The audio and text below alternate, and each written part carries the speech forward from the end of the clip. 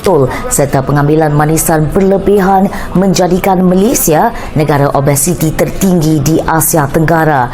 Obesiti dalam kalangan orang dewasa meningkat lebih daripada 2 kali ganda sejak 1990 dengan kanak-kanak dan remaja berusia 5 hingga 19 tahun. Bila kita menggalakkan rakyat kita hari ini makan pada lewat malam, ini boleh menyebabkan obesiti kepada.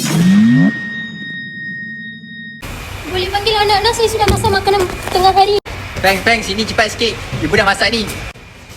Datang ya, makan. Peng, makan mak sudah masak ni, saya makan. Ni Mena, makanlah makanan mak sudah masak ni. Mak, saya sudah order dalam McD. Apa ni kau order? Saya sudah masak makanan sedap-sedap ni, yang sihat-sihat. Tak nak makan ke? Syarli, kau tengok apa benda? Makanlah, mak sudah masak kan? Makanan tengah hari. Siapa akan makan makanan ni? Saya tak suka pun sayur. Tengok you punya anak yang tak nak makan sayur-sayur ni. Sihat tak untuk badan? Ayah, makan saya dah sampai. Saya pergi ambil. Tengok kalau kau yang masih lagi, saya sudah masak pernah-pernah, dia masih lagi beli makanan kat luar-luar. Aku memang tak suka tau macam ni pelakuan. Syarli, apa tengok-tengok? Makanlah macam kakak kau. Peng, makan kau. Sayur-sayuran. Kau tak nak makan ke? Mak sudah masak penat-penat ni. Siapa akan makan makanan ni? Saya tak suka pun sayur. Macam mana hari ni saya punya masakan semua okey tak? Sedap tengok. Inilah anak yang sangat suri teladan untuk keluarga kita. Tengok ni. Ni burger. Ni apa yang kau ajar kakak kau? Tengoklah kakak. Kau belajarlah daripada kakak. Ni budak lagi dah. Makan makanan ringan je dia suka makan. Kau dengan kau punya anak lah. Tengoklah kau punya anak. Syarli ni, dia beta. Tengok. Peng, makan makanan sihat. Ibu dah masak banyak-banyak. Korang tak nak makan. Lepas ni korang kena makan makanan yang sihat. Hargai apa ibu dah masak. Okey, anak-anak kau sudah siap ke untuk pergi college? Rasanya Peng dah siap tu. Feng, boleh ke? Okey. Bye. Pergi belajar bersungguh-sungguh ya. Tiba-tiba. Nak, kenapa ni? Saya sakit perut, ayah. Lah, ayah dah cakap. Apa yang kamu makan sebelum ni? McDonald. Ayah dah cakap makan sayur, makanan yang sihat. Tari. Kenapa macam ni? Apa jadi? Ni anak kita sakit. Kenapa ni Mena? Apa jadi? Saya Nak? sakit perut. Kenapa dia macam ni? Bagi tahu. Kita pergi jumpa doktor je lah. Saya pun takut juga. Saya pun risau. Okay, jom. Bangun, kita pergi jumpa doktor. Banyak. Cepatlah. Awak kemungkinan keracunan makanan di sini. Jadi awak ada apa-apa simptom yang menunjukkan awak keracunan makanan? Seperti awak ada muntah, sakit perut, ya? Sesama apa? Tak ada. Okey, baik. Jadi saya akan bawa awak untuk ke medical check-up ke bilik sana. Jadi awak okey, Puan Tari dan Encik Akil. Berdasarkan laporan menderita anak awak, disahkan memang beliau keracunan makanan. Mungkin disebabkan penyelesaian oleh staf-staf di restoran makanan segera tersebut kesalahan salah ataupun tidak mengikut kebijakan yang ditetapkan. Jadi saya sarankan, mana pun saya sarankan untuk anak puan-puan ambil ubat yang saya akan bagi di kaunter nanti. Jadi okey, ini adalah ubatnya. Jadi itu sahaja. Okey, doktor, kita ikut je. Makan.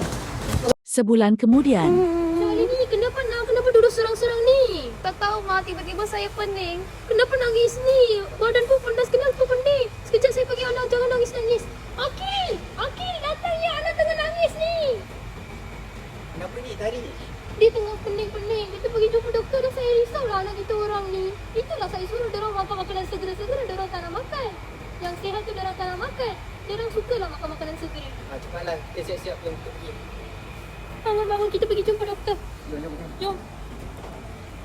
Syarli ni kan? Jadi awak ada apa-apa sakit di mana? Saya rasa pening-pening. Pening-pening. Okey. Tak apa, nanti tidak mengapa. Sebentar lagi saya akan buat medical check up dengan awak. Jadi mari awak ikut saya untuk buat medical.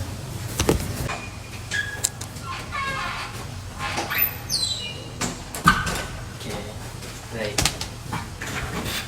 Jadi berdasarkan laporan kesihatan Syarli ini, saya boleh serahkan bahawa memang kisah beliau mengalami menghidapi penyakit diabetes.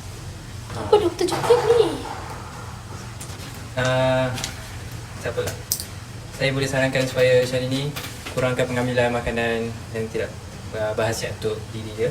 Jadi saya akan beri beberapa ubat supaya untuk beliau makan supaya boleh cepat sembuh. Kita harap semoga Tuan Akil, Cik Akil dan Puan Tari sabar ya. Okey. Maafkan saya, Mak. Saya tak ambil nasihat Mak dengan ayah. Maafkan saya, Mak. Maafkan saya, Kak. Tak apa nak. Sudah berlaku tapi masih lagi kita boleh sembuh. Okeylah, lepas ni ayah nak anak-anak ayah semua makan makanan yang sihat macam kakak korang. Feng, hari-hari makan sayur, makan apa yang Mak masak. Hargailah apa yang Mak masak sebelum Mak korang dah tak ada nanti. Amalkan gaya hidup sihat. Obesiti pembunuh senyap rakyat Malaysia. Menurut laporan Tinjauan Kebangsaan, Kesihatan dan Mobiliti NHMS 2023 oleh Kementerian Kesihatan Malaysia KKM, 54.4% rakyat dewasa kini terkesan oleh masalah ini.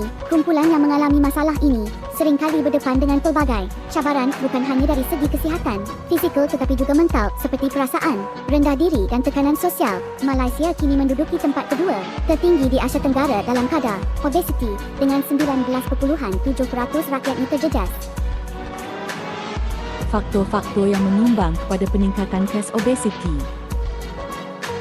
1. Amalan pemakanan yang tidak seimbang dalam kalangan masyarakat. Pertama, gaya hidup moden telah mengubah cara pemakanan masyarakat Malaysia. Kedua, amalan pemakanan yang tidak seimbang dan pengambilan makanan segera yang kerap. Ketiga, cara pemakanan yang tidak menepati keseimbangan seperti yang disarankan oleh piramid makanan. 2. Gaya hidup tidak sihat. Kekurangan aktiviti fizikal atau senaman tidak hanya mengundang risiko obesiti tetapi juga meningkatkan kemungkinan penyakit lain. Aktiviti fizikal seperti berjalan kaki, berjoging, berbasikal atau senam aerobik boleh dilakukan secara mudah dan murah. Setiap individu melakukan aktiviti fizikal sekurang-kurangnya 30 minit 3 kali seminggu. Tahap kecerdasan fizikal yang rendah menguatkan jantung dan melancarkan pengaliran darah ke seluruh tubuh tetapi juga memainkan peranan penting dalam mengawal berat badan, membantu mengurangkan kesakitan sendi dan ketegangan otot yang sering dialami oleh mereka yang menjalani gaya hidup tidak aktif.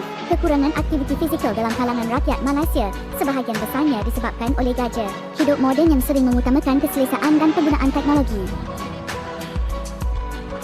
3. Faktor persekitaran dan sosial. Pertama, budaya dan komuniti yang cenderung memandang berat badan berlebihan sebagai tanda status sosial atau kemakmuran. Kedua, perkembangan pesat restoran makanan segera di Malaysia seperti Pizza Hut, KFC dan McDonald's. Ketiga, interaksi sosial seringkali mempengaruhi pilihan gaya hidup. Dan yang keempat, masyarakat Malaysia juga semakin dipengaruhi oleh gaya hidup sedentari atau tidak aktif yang diperkuatkan lagi oleh persekitaran moden yang menyokong kemudahan dan kelajuan. 4. Tekanan kerja. Poin 1. Tekanan kerja memberi kesan terhadap tingkah laku dan rutin harian seseorang. Poin 2. Peningkatan selera makan yang mendadak akibat daripada perubahan hormon seperti kortisol yang dikeluarkan ketika seseorang berada dalam keadaan stres. Poin ketiga. Masa yang ada banyak dihabiskan dalam keadaan duduk atau berbaring menyebabkan tubuh tidak membakar kalori yang cukup yang akhirnya menyebabkan penambahan berat badan yang ketara. Dan yang terakhir, apabila tekanan kerja tinggi, seseorang seringkali mengorbankan masa untuk berehat dan tidur. Kekurangan tidur yang berpanjangan ini akhirnya meningkatkan lagi keinginan untuk makan secara berlebihan, terutamanya makanan ringan yang kurang berkhasiat. 5. Faktor genetik dalam menentukan kecenderungan seseorang individu untuk mengalami masalah berat badan berlebihan, terutama jika mereka datang daripada keluarga yang mempunyai sejarah obesiti. Ketika seorang ibu yang mempunyai berat badan berlebihan atau obesiti sedang mengandung unsur sel lemak dalam tubuhnya yang berlebihan, cenderung untuk disalurkan kepada bayi yang sedang dikandungnya. Hal ini menyebabkan bayi yang dilahirkan oleh ibu yang obesiti cenderung mempunyai jumlah sel lemak yang lebih banyak atau saiz sel lemak yang lebih besar berbanding bayi yang dilahirkan oleh ibu dengan berat badan ideal. Peranan ibu bapa dalam membendung masalah obesiti.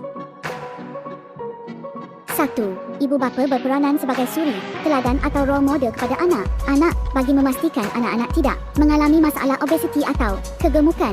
Ahli keluarga yang lebih tua memiliki sikap mengamalkan gaya hidup sihat dan tabiat pemakanan yang sihat. Sudah tentu perbuatan ini dapat dicontohi oleh anak-anak. 2. Ibu bapa perlu memastikan anak-anak mengamalkan pemakanan yang seimbang. Pemakanan yang seimbang adalah pemakanan yang mengandungi karbohidrat, protein, vitamin, mineral, lemak, air, serat. Anak-anak perlulah diajar untuk minum air kosong atau jus buah-buahan yang asli. 3. Ibu bapa juga boleh melakukan aktiviti bersenam dan beriadah bersama. Anak-anak, hubungan antara ibu bapa dengan anak akan menjadi lebih erat. Aktiviti senaman perlulah dilakukan sekurang-kurangnya 20 minit sehari dan 3 kali seminggu.